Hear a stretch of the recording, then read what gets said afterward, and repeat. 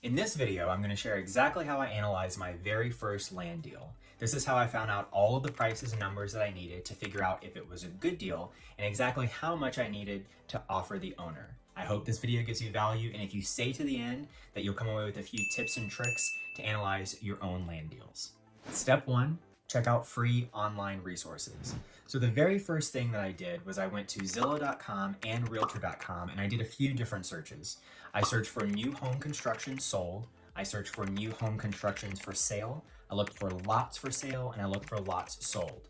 Now, depending on what state you're in, they may not be able to give you exactly how much properties have sold for, but you can at least see what different properties are selling for, and that will give you a pretty good idea of what the value is in that particular neighborhood. Step 2 is calculate lot value. So once I had a pretty good idea of how much new home constructions were selling for in that particular neighborhood, I used a quick rule of thumb that says that lot values are anywhere between 10 to 20% of a new home construction. So for example, if a new home construction is listed at $300,000, then that typically says that a builder is willing to pay anywhere between $30,000 to $60,000 for that lot in order to build a $300,000 home. So once I kind of did some initial homework and figured out what I think lots could have gone for in that particular neighborhood, then I verified by calling a real estate agent. Now, real estate agents are wealths of information because they oftentimes specialize in specific areas or neighborhoods, so they have a pretty good grasp on the inventory in a particular area or how much lots could sell in a particular area. So armed with that information, I called up an agent and I said, "Hey, I see that you have a couple of listings in this neighborhood. I'm interested in buying in this neighborhood. Do you know exactly how much I could expect to spend on a 1,200 square foot lot, for example?" And the agent was able to tell me a price range for what I could expect to pay. And then I just verified that with my particular numbers and saw that I was right in line with exactly what people were typically paying for lots of that size in that neighborhood. Step 3 is look up CAD value. So CAD value stands for County Appraisal District Value. This is the value that the county assesses the property at for tax purposes. Every single year, appraisal districts will appraise a property and say this is how much this property is worth, so this is how much we are able to tax this particular owner for that lot.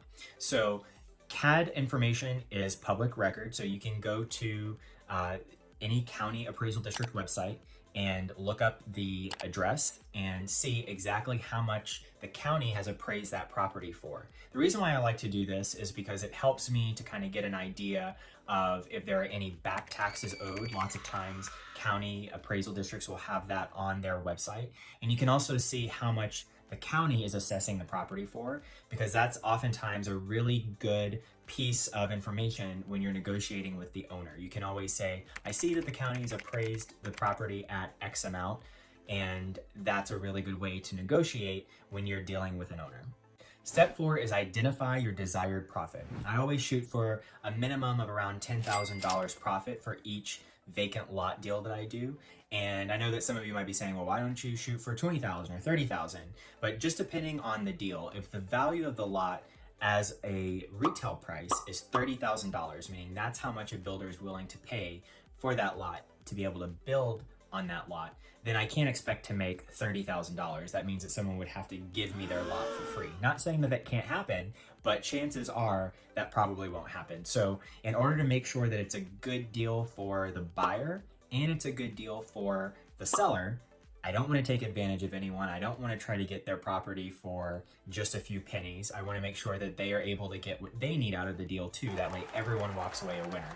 So my desired profit for these particular deals, and especially this one, was a minimum of $10,000. Step 5 is determine your MAO, or your maximum allowable offer. Now, this is the most that you can offer to be able to still get your desired income profit.